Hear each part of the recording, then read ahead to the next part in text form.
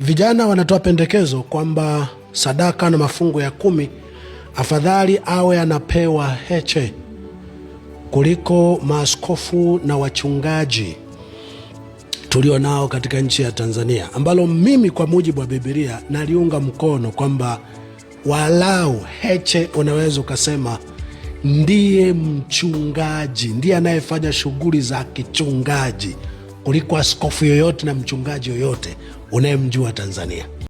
Hata mimi naungana na mchungaji Mbarikiwa Mwakipesile vile alivyosema kwamba Heche ndiye anayetakiwa kupewa sadaka kuliko wachungaji tulionao sasa hivi, kuliko wachungaji wa sasa. Wachungaji wa sasa ni wezi tu. Yaani Heche ndiye ambaye anastahili kupewa sadaka. Mimi naungana kabisa na mchungaji Mbarikiwa kwa kile alichokisema kwa habari za Heche, kwamba Heche ndiye aliyetakiwa kupewa sadaka kuliko wachungaji tulionao. Kwa nini Heche ndiye aliyetakiwa kupewa sadaka hizi? Heche ukiisoma Biblia kuna maandiko yanafanana nayo kuliko wachungaji tulionao sasa. Tusome Isaya sura ya 58 na ule mstari wa 1. Piga kelele, usiache, paza sauti yako kama tarumbeta, uwahubiri watu wangu kosa lao, na nyumba ya Yakobo dhambi zao.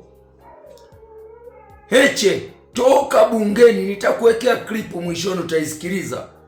Toka bungeni alikuwa ni mtu wa kuwaambia wanaofanya vibaya wabaya ubaya wao bila kuogopa. Anawapasulia wazi, alikuwa anaongea ukweli, hajaacha mpaka sasa hivi, hajatulia. Zimepita skendo za kila namna, ameiba hela, amefanya nini, yeye bado moto ni ule ule, kwa sababu tunajua maneno kama hayo yalikuwa amelenga kumpoza, aache kuongea, aache kukaza kamba katika haki, ili andiko anafanana nalo afanani nalo. Si alitakiwa kupewa sadaka? Wa madhabahuni anakula vya madhabahuni, ilitakiwa huyu ndo apewe sadaka, anakula sadaka kihalali kabisa. Mimi naungana kabisa na mchungaji Mbarikiwa. Andiko lingine hili hapa katika Isaya hiyo hiyo sura ya 1 na ule mstari wa 17 anasema, jifunzeni kutenda mema, takeni hukumu na haki, wasaidieni walioonewa, mpatieni yatima haki yake, mteteeni mjane. Wasaidieni walioonewa. Unaona, yuko upande wa walioonewa. Siku zote utamuona Heche yuko upande wa walioonewa. Sasa huyo hastahili kupewa sadaka? Hastahili kupewa sadaka? Heche mekataa kuwa chawa. Wengine wanatamani wawe chawa, wako Chadema wanatamani wawe chawa, lakini Heche msimamo wake uko pale pale. Wameua ndugu yake, msimamo wake uko pale pale. Wamemuua dereva wake, msimamo wake uko pale pale. Chuma cha pua, chuma cha reli kimenyoka.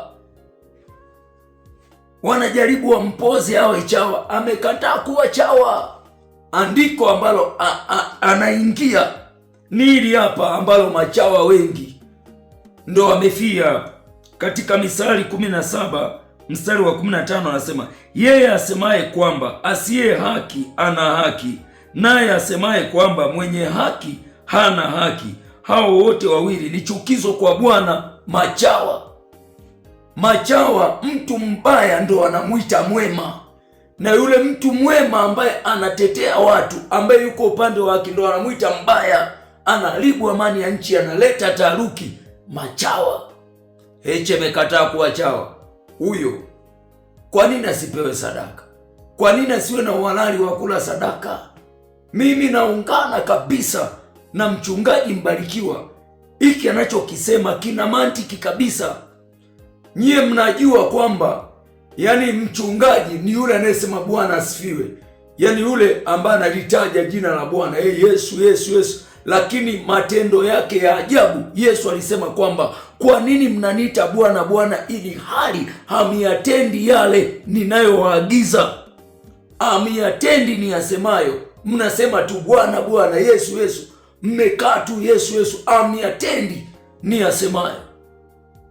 Huyu anayatenda ambayo Yesu alikuwa anayasema, anayatenda. Piga kelele, usiache, paza sauti yako kama tarumbeta. Heche utamwona amesimama hapo, utamwona Heche yuko hapo. Kwa nini asiwe na uhalali wa kula sadaka? Walio na uhalali wa kula sadaka, hawa wanaolazimisha watu na kuwadanganya, wanaowalisha mavi watu kichwani, wanasema kwamba kutoa zaka ni lazima, zaka lazima utoe, ni lazima, wakati Biblia toka mwanzo wa sheria hizo ambazo Mungu alimpa Musa zilikuwa zinasema kila mtu atoe kwa hiari, kwa moyo wa kupenda. Wewe unakuja na miandiko yako tu, zaka ni lazima. Kama sio utapeli ni nini? Watu wanaangamia huku, watu wanapotea, watu wametekwa. Ampigi kelele wachungaji, mmejificha kwenye visorokoto, utazani hatuna wahubiri. Watu wanaonewa na utawala dhalimu, wahubiri mmejificha. Nyie ndo mnastahili kula sadaka, kama sio wizi. Nyie ni wezi na majambazi. Heche kweli anastahili. Nisiwe na mengi, hebu sikiliza haya maneno toka mwanzo, wakati ni mbunge yuko bungeni. Utaona, je, huyu mtu alistahili au hastahili? Karibu tumsikilize pamoja. Mambo ya ajabu, mnataka kuaminisha watu eti umaskini ni sifa, wakati nyewe wenyewe mnaogelea kwenye maisha mazuri. Waziri Mpango, wewe unaishi maisha mazuri.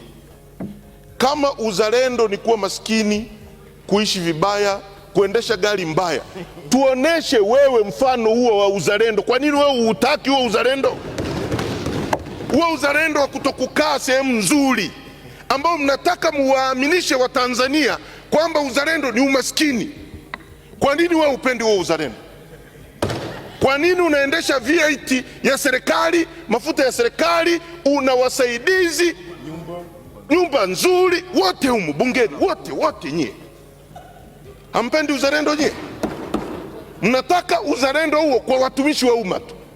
Watoto wa watu wamemaliza shule, vijana mnawaambia hawana ajira, eti wajiajiri. Wewe mwenyewe umeshindwa kujiajiri, umeomba ubunge hapa, unataka kijana wa mtaani ajiajiri.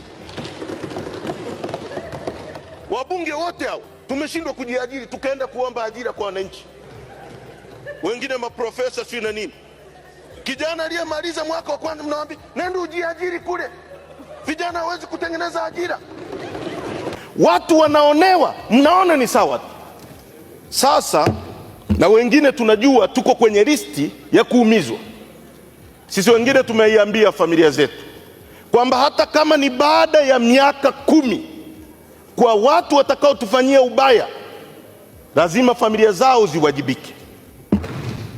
Na hili liwe kwenye rekodi kabisa. Hatuwezi kuwa kwenye nchi ambayo imejaa upendeleo, imejaa double standard. Serikali inayopigania wanyonge, wanyonge mnaojiita ni nyie mnaoendesha ma VX, lakini wanyonge wa nchi hii hakuna mnyonge hata mmoja mnayempigania. Tuambieni, mlikuta wanyonge milioni ngapi? Na kwa miaka mitatu mmepunguza wanyonge milioni ngapi? Watu wameuawa. Waziri pale anasimama anasema aseme polisi aliyeua mtu. Mimi mdogo wangu ameuawa kituo cha polisi, alafu mnasimama hapa mnasema eti polisi hawaui watu. Zito juzi ametoa taarifa, polisi wameua watu wengi.